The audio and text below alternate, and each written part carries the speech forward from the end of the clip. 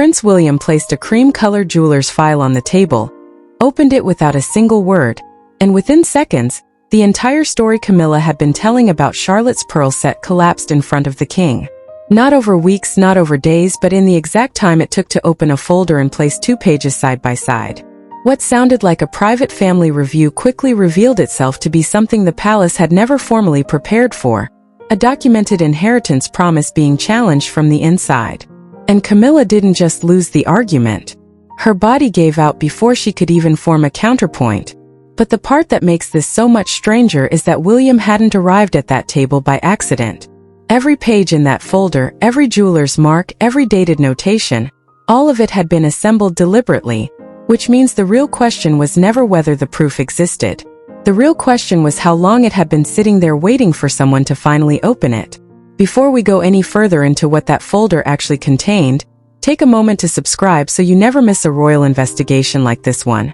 There are always details the headlines never tell you, and this story has several. But to understand why William walked into that room carrying proof instead of questions, we need to return to a much quieter moment, one where almost nothing dramatic appeared to take place. The room was silent, the kind of heavy pressurized silence that only exists behind the closed doors of a royal residence when the weight of the institution is about to fall. At first glance, it appeared to be nothing more than a routine family review, a procedural meeting intended to settle minor household matters. But the atmosphere shifted the moment one noticed the 2 senior jewelry custodians seated at the far end of the mahogany table. Their presence was the first crack in the facade of normality. In the world of the palace, you do not invite custodians to a casual family chat.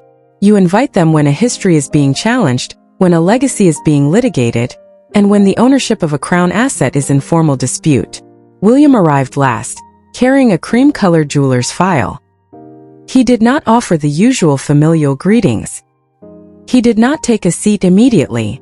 Instead, he stood before his father and his stepmother, placed the folder in the center of the table, and opened the certification.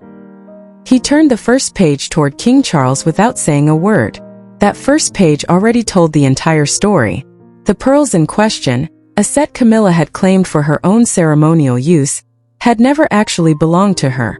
They were not hers recently, they were not hers provisionally, and according to the master inventory, they were never intended for her at any point in the future. Camilla's initial reaction was a sharp, brief laugh. She attempted to dismiss the tension with a wave of her hand, calling the document an administrative mistake. It was a natural first defense, the kind of practice deflection used to move past a clerical error. But William's response was not an argument. It was a methodical execution of facts. He reached into the folder, removed a second page, and placed it directly beside the first. The identification numbers matched. The jeweler's unique stamps matched. These were 2 separate documents from 2 entirely different sources, both pointing to the exact same conclusion. The administrative error explanation could no longer survive, because it would have required a simultaneous failure of 2 independent record-keeping systems. King Charles leaned forward, his eyes scanning the final paragraph of the certification. He read it once, then a second time, his movements slow, almost rhythmic, as the reality of the documentation began to settle. He lowered the page without speaking, his silence filling the room like a physical weight. Camilla stopped looking at William. She turned her gaze toward her husband, searching for a defense or a distraction. But the king remained motionless. His refusal to challenge the evidence was more devastating than any accusation William could have leveled. Then William revealed the deepest layer of the investigation. He explained that the provenance file contained a handwritten cross-reference connecting the pearls to an older royal inventory, a record created many years before Princess Charlotte was even born. Someone at a later date had gone back into that historical record and updated it. Someone had deliberately and specifically added the name of the young princess as the designated future owner. This was not a modern convenience or a simple storage code. It was an intentional act of preservation. At that moment, the composure Camilla had maintained for decades seemed to fracture. She rose from her chair too quickly, her face losing its color in an instant. She reached for the edge of the table to steady herself, but her fingers missed the polished wood by inches. Her body gave out and she collapsed back into the chair, her breath hitching as Charles instinctively moved toward her. Catherine remained frozen, her eyes fixed on the folder while William simply stopped speaking. The room felt as though the air had been sucked out of it. The silence was finally broken not by a member of the family, but by one of the custodians. He cleared his throat and spoke in a voice that was purely professional yet chillingly final. He stated that the jeweler's file was only the beginning. He revealed that another document existed, a private page that explained exactly why Charlotte had been chosen for this inheritance. But no one in that room yet understood how far back the real story actually began, or how many quiet warnings had already been ignored. It is easy to hear the words pearl set and imagine a simple necklace worn to a formal dinner. However, inside the walls of the palace, historic pieces carry an entirely different gravity. These are not mere accessories. They are sacred symbols of continuity, family memory, and the very architecture of inheritance. When a specific item is designated for a particular person, especially a minor who cannot yet speak for themselves, it is shielded by a complex web of procedures and guardians. For Princess Charlotte, these pearls represented a promise made in her name long before she was old enough to comprehend the weight of her own title. It was something preserved specifically for her future, a tangible link to the lineage she represents. For William, the situation had transformed from a bureaucratic oversight into a primal instinct. In that moment, he was no longer just a prince acting on protocol. He was a father defending the future of his daughter against a perceived encroachment. His fury was fueled by the discovery that the boundaries of that protection had been tested, and the rules he relied upon had been ignored. Catherine viewed the unfolding crisis with a quiet, persistent dread. She understood better than anyone that if this dispute spilled into the public eye, her daughter would grow up with the knowledge that a bitter family war had been waged in her name. She wanted the inheritance for Charlotte, but she did not want the bitterness that came with it. Meanwhile, for Camilla, the motivation was deeply personal and psychologically layered. To her, these historic jewels were not about vanity or wealth. They were measures of belonging. After many years of struggle to find her footing, wearing a piece associated with the previous generations was a visual confirmation that she was finally a central part of the institution, rather than someone merely tolerated on the periphery.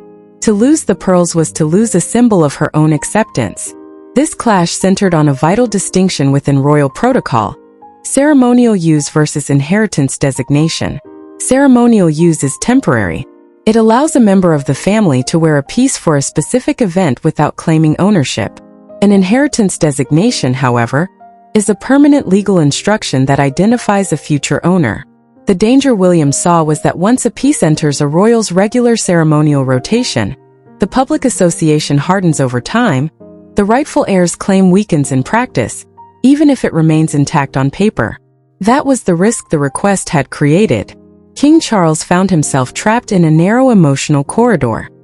He was a man divided between the loyalty he owed his wife and the duty he held toward his granddaughter's documented future.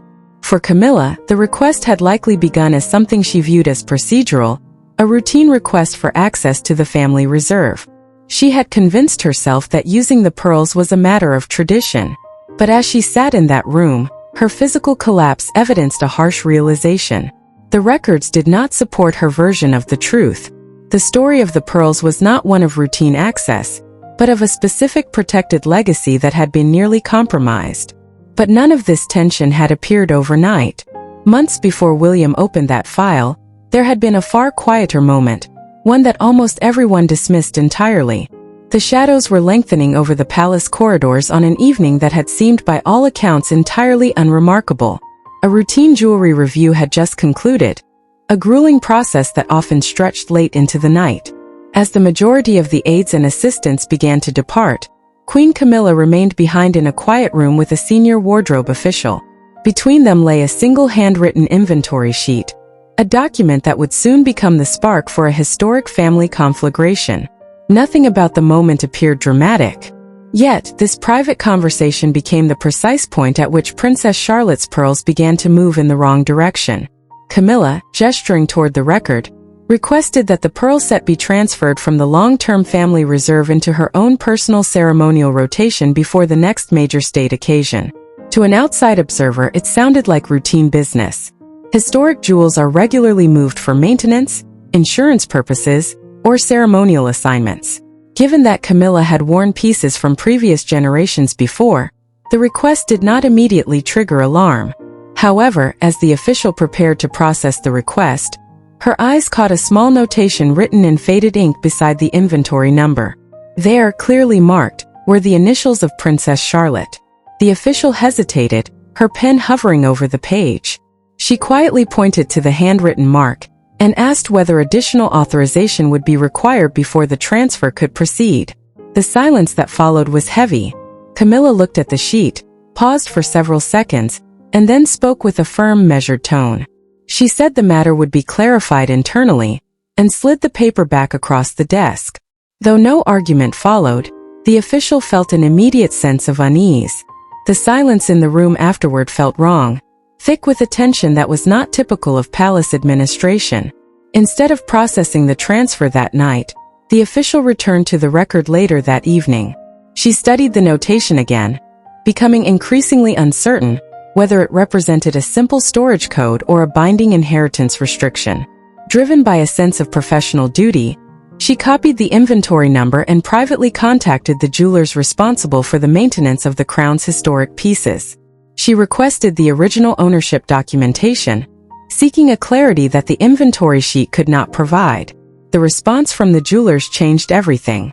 They matched the specific inventory number to the exact pearl set and confirmed that their archived records aligned perfectly with the handwritten notation on the sheet. Then came the discovery that would shatter the peace of the household: a sealed family instruction naming Princess Charlotte as the eventual recipient. The pearls had not simply been placed in reserve for general use. They had been preserved by documented intent specifically for her. The evidence was now undeniable. 3 separate sources pointed to the exact same conclusion: the initials on the inventory, the jeweler's formal confirmation, and the sealed family instruction. Most troubling of all was the timeline. Camilla's request had been made after the official had already pointed out those initials. The question was no longer whether the documentation existed. The question was what Camilla had intended the moment the warning was given, and why the request had continued. Driven by the weight of these findings, the wardrobe official made a choice that bypassed standard administrative channels entirely, ensuring that the true record would reach the one person capable of taking immediate action before the physical assets could be moved. The wardrobe official personally brought the inventory sheet and the jeweler's confirmation to Prince William's office. She did not send a junior aide or compose a formal memo. She delivered the papers herself, a detail that told William everything he needed to know about the severity of the discovery. William read the inventory sheet once, then the jeweler's confirmation. His expression did not just harden. It settled into a cold, unbreakable resolve.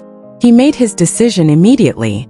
Camilla would not hear about this through an intermediary, an aide, or even the king. She would hear it directly from him. This was the moment that reframed the family meeting we witnessed earlier. William had not walked into that room to find answers. He had walked in with the truth already in his hand. He had spent the entire meeting speaking like an heir, controlled, procedural, and calm.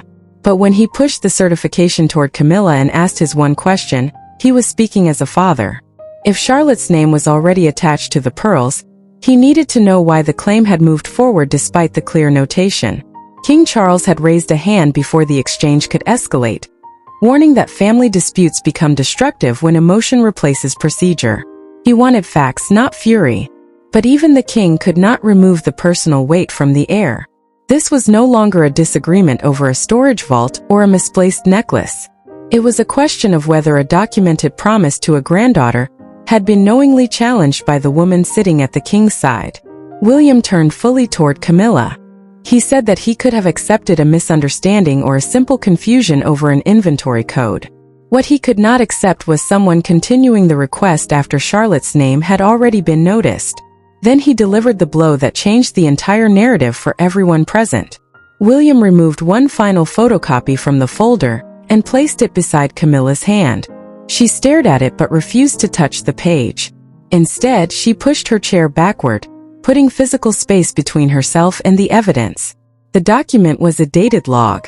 The wardrobe official had recorded that Camilla was specifically informed that Charlotte's initials appeared beside the pearl set before the transfer request continued.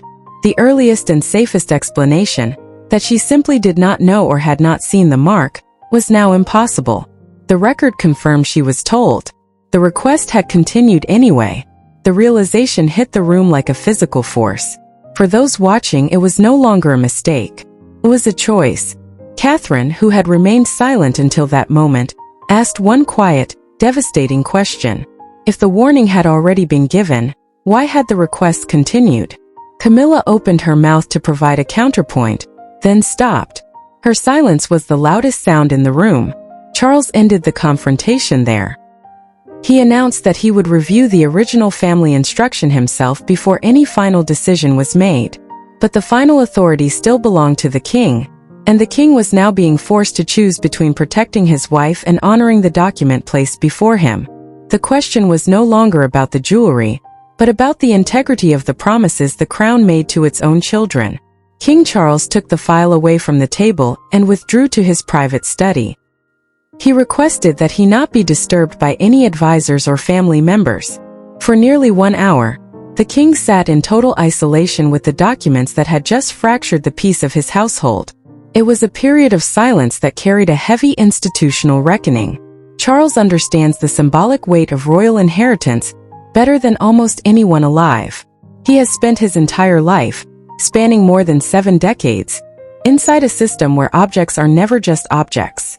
A piece of jewelry is a statement about who belongs, who is prioritized, and which promises are meant to be eternal.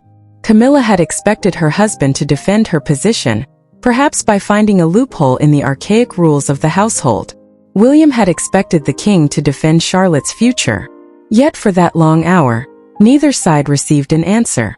Charles was facing a choice that had the power to wound his wife or betray his granddaughter, and the paperwork before him offered no easy escape. The document itself made the choice harder than he had anticipated. Its wording was remarkably direct. The pearl set could not be permanently reassigned outside the designated family line without written approval from Charlotte's guardians while she remained a minor. There were no clauses for temporary ceremonial use that could override this specific instruction. Then, as he turned the final page, the king found something even more troubling. He discovered a separate palace request carrying Camilla's household reference that had attempted to move the pearls into a category for routine access. While she might still argue she never intended permanent ownership, the request had moved through official channels far enough to threaten the legal protections surrounding Charlotte's inheritance. This was no longer a matter of family dinner conversation. It was a matter of official palace record. Outside the study, the machinery of the monarchy began to operate. Private secretaries were quietly consulted on matters of precedent. Legal advisors reviewed the statutes of the royal collection. Succession procedures were examined to see if any similar dispute had occurred in the last 100 years. The institutional machinery that exists precisely for moments like this began to turn, not with drama, but with the quiet sound of paper and the weight of tradition. This machinery was inexorable, moving toward a conclusion that cared little for personal feelings. Charles eventually closed the file. The time for hesitation had passed. He did not call for William, and he did not summon his advisors to draft a statement. Instead, he summoned Camilla alone. When she entered the room, she knew the answer before he even spoke a single word. His voice was too careful, too devoid of the warmth he usually reserved for her. The cream-colored file sat closed on the desk between them, but its contents had already defeated every argument she had intended to make. The institution had responded, and even a king could not ignore the laws written by his predecessors. The machinery had already begun moving. What remained was not a question of whether the decision would be made, but whether the family would survive the making of it. The ruling was delivered in the profound stillness of the king's private office. Charles's voice was measured, stripped of its usual warmth as he articulated the 4 central pillars of his decision. First, the pearl set was to be removed from the Queen's ceremonial options immediately and without exception. Second, Princess Charlotte's designation as the sole heir was to be formally restored to the master inventory. Third, any future request involving these specific pearls would require the explicit written approval of both Prince William and Catherine.